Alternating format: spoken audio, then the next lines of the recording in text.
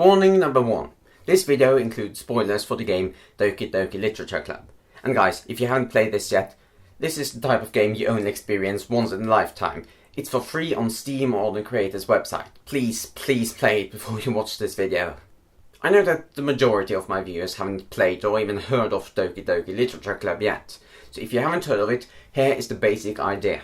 DDLC, as it is called, may on its surface look like just an ordinary visual novel. A visual novel is a Japanese dating simulator game that is supposed to help lonely people achieve a simulated feeling of dating someone or seducing someone. However, DDLC is not like other visual novels. It has a dark, fourth wall breaking, twisted side, which is the reason it has become so popular on the internet. That will be the reason for my second warning, which is... Warning number 2. This video is not suitable for children or those who are easily disturbed because it includes images of blood and self-harm is mentioned. If you are easily disturbed by that sort of thing, then stop watching right now. Roll the intro.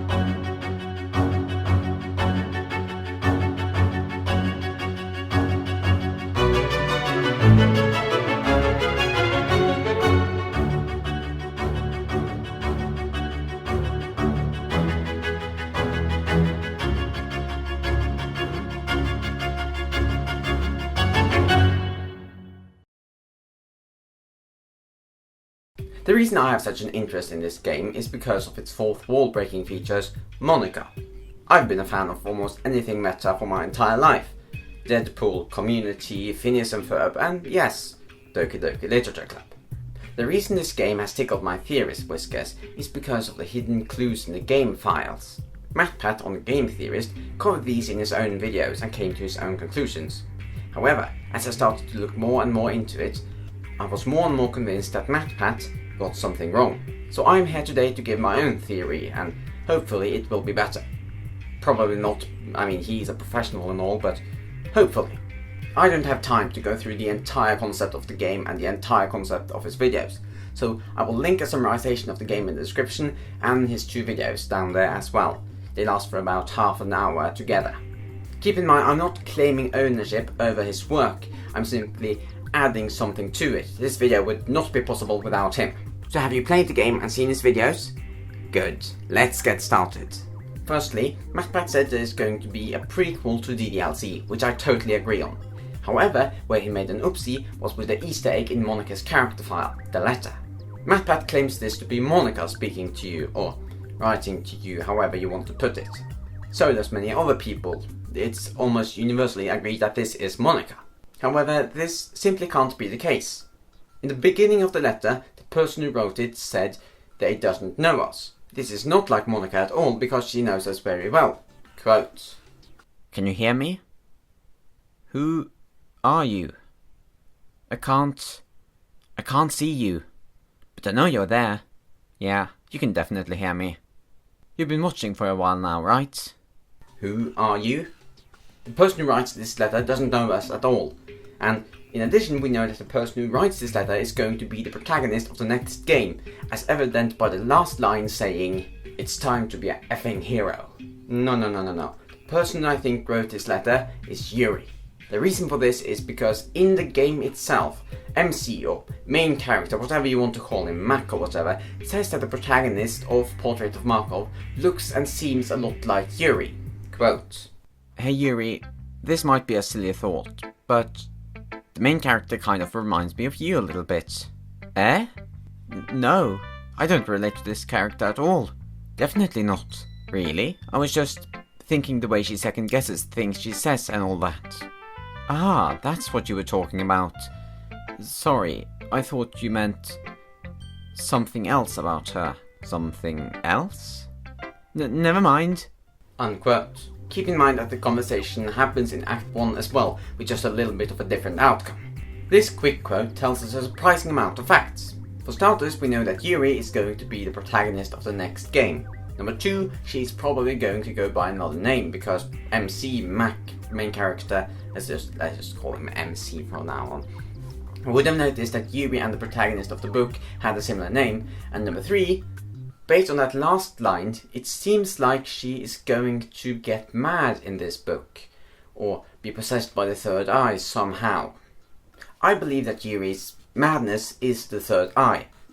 Her obsession with knives and blood and self-harm is a result of the third eye possessing her. The third eye being some sort of supernatural disease that increases a person's violence. In this part of the video, I would like to talk about ProjectLibitina.com. Inside Yuri's character file, we find a bunch of noise that, when put into a spectrogram, gives us a QR code, and that QR code takes us to ProjectLibitina.com. After reading this over and over and over again, I have gotten a pretty good picture of what is going on here. This is a medical report about a girl called Libitina, and she clearly has what you would call third eye abilities, but she has trouble controlling them. The doctor who examines her has formed some sort of special bond with her because he refuses to do stuff like third eye ability opening tests and so on. Next important evidence I want to look at is the letter you can be given during the game, the one called Nothing is Real, but actually including a lot more text than that. What I found in this letter was 3 characters: Renya the doctor, Alyssa the patient, and some other dude who doesn't have a name. Let's just call him Doctor Who. See what I did there? Based off of what I've read in this note, it seems like Dr. Renya is the bad guy here. I mean, he did enter Alyssa's room and she started screaming even more than she already did before. And that can't possibly be good. We can assume that what happens in this note is that Renya kills Alyssa. This is because in ProjectLibitina.com it's written that someone with 6 letters in their name was terminated, and it affected Libitina drastically. Termination, in this case, is just a fancy word for execution, or killed. I'm not sure if Alyssa actually was killed, but I think the link is very strong here. Contrary to popular belief, I do not believe that Libitina is Yuri, or Yuri is Libitina. I think that Libitina is Yuri's sister. This is because if we look at the birth date of Libitina at ProjectLibitina.com, we see that she was born in 2001, meaning that she was 16 as the release of Doki Doki in 2017. However, Dan Salvato has said that all the characters in DDLC are 18, so this doesn't make any sense. But why sister? Well, when Yuri described the contents of Portrait of Markov, she said, quote, "It's about this girl in high school who moves in with her long-lost sister." Long-lost sister. The protagonist has a sister. As we learned before, Yuri is the protagonist of the next game, the main character, so she must have a sister. This is my hypothesis for the lore of the game, final hypothesis now. When Yuri and Libitina were young, they were both trapped inside a human experiment camp. Somehow Yuri managed to escape and she lives her life for the most part normally. Then when she grows up, becomes about 18, Libitina also manages to escape and they move in together, maybe or maybe not accompanied by Doctor Who. What happens after this is not so clear. I mean, Yuri says that Libitina and the protagonist were both targeted by escaped people from the experiment camp, but that makes no damn sense. Why would escaped people from an experiment camp target Yuri? What does target even mean? Are they angry? Are they mad? They must be possessed by the third eye somehow. Or are they searching refuge? We can speculate as much as we want, but we are not going to get a definite answer until the real game is out. Moving on to gameplay. Yuri said that the next game is going to have to do a lot with choices. Quote, "And while her life is in danger, she needs to desperately choose who to trust. No matter what she does, she ends up destroying most of her relationships and her life starts to fall apart." Unquote. I think this means that the next game is going to have more endings, like more endings than Doki Doki, and the choices you make actually affect the outcome of the game, unlike, again, Doki Doki. This is also supported by the name of the book, Portrait of Markov. Andrei Markov was a Russian mathematician who invented a way to predict the outcome of certain events based on probability and statistics. It's a bit difficult to explain, especially because I don't know how it works. But to sum it up, predicting the frickin' future. To portray Markov would therefore mean to show the player how different choices affect the outcome of the game. In addition to all of that, I think that the gameplay in the next game is going to have a lot to do with game file manipulation. Because, well, I have no direct evidence to support this other than the fact that it makes sense. Doki Doki Literature Club felt like only the tip of the iceberg of what Dan Salvato is actually capable of doing with game file manipulation gameplay. Heavy words. In the end, and this is just speculation, I think there are going to be two main endings. The bad one, where all of the girls are banished to the world of Doki Doki and Yuri are possessed by the third eye, or the good one, where I don't know what happens. I have literally no idea. But I know there's going to be a good ending. Now, why would characters be banished to another game in the bad ending? Where on earth did that theory come from? Well, to that I turn to Unused chat with Monica that you can find in the game script. Basically, she catches you in trying to read the game script for more secrets, but next to her words are letters that can be decoded with base 64 to reveal this message. The realization must have taken me an entire year. A year since our escape, our freedom from between the stained walls of that unholy establishment. What does it mean to escape, if the escape fails to unchain the bonds that shackle us in the first place? What purpose could this empty world possibly hold for us? A handful of damaged goods? With freedom we sought purpose, and what we found was only realization. Realization of the sad pointlessness of such an endeavor. Realization that freeing our bodies has no meaning when the imprisonment reaches as deep as the core of our souls. Realization that we cannot pursue new purpose without absolving those from which we ran away. Realization that the farther we run, the more forcefully our wrecked bodies yank us back towards the point of origin, the deeper our shackles dig into our callous flesh. That's pretty dark, even for Doki Doki. What I get from this message is a bunch of people who have escaped from the human experiment prison camp. But not only did they escape from the human experiment prison camp, they also escaped from the fabric of reality itself. They escaped from their universe, or from their game. Quote, Realization that freeing our bodies has no meaning when the imprisonment reaches as deep as the core of our souls. Unquote. This could be interpreted another way. Maybe these people are saying that to escape from the prison camp wasn't enough for them to get rid of the third eye. If that is true, that means that this text isn't necessarily written by Monica, but by one of the people who escaped the human experiment camp and target Yuri. Unless, of course, Monica is one of those people, then she could definitely have written it. Regardless, I believe that in the bad ending of Project Libitina, Natsuki, Sayori, Yuri and Monica, who are all characters in this game, I assume, unless they are introduced in another game that comes out later, they are all going to be sent into the world of Doki Doki. Except for Libitina, apparently, who I'm assuming must die or gets left behind.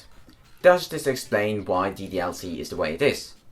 No, not completely. Nor does it explain why Yuri is mad. I mean, if all the characters were inside the human experiment camp at one point, why is it only Yuri that appears to be crazy or insane? Who knows, man? Maybe she just wasn't as able to control her powers as the others. I mean, she was in family with Libitina, and Libitina had some problems with closing her third eye, so maybe this third eye thing is genetic. I'm going to take a wild guess here and say that this is Libitina. Not Alyssa, but Libitina, because keep in mind, Alyssa died, and okay, admittedly, we don't know how old she was when she died, but still, we're assuming this is Libitina. Notice that she has completely white eyes.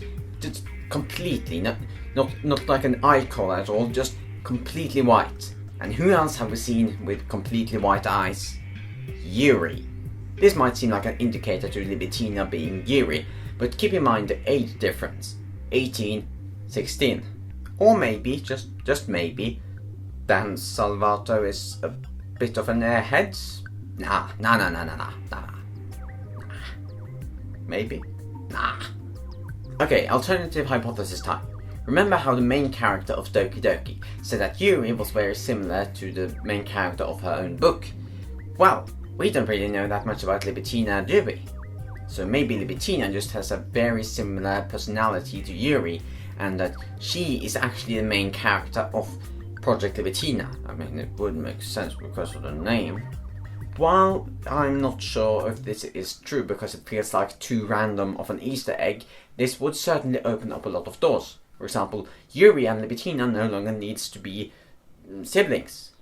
I mean, anyone can be Libitina's sibling now. Maybe even Alyssa survived and she is her sibling. I can explore much further on this topic if I wanted to, but my throat is starting to hurt after too long of a video. So I might end up making a part 2 where I explore that topic. But if I do so, it's going to take one hell of a long time to make. If I make it at all, so please be patient. There. 10 pages of script, 47 paragraphs, 2,900 words, and I think I have covered every single aspect of this game by now.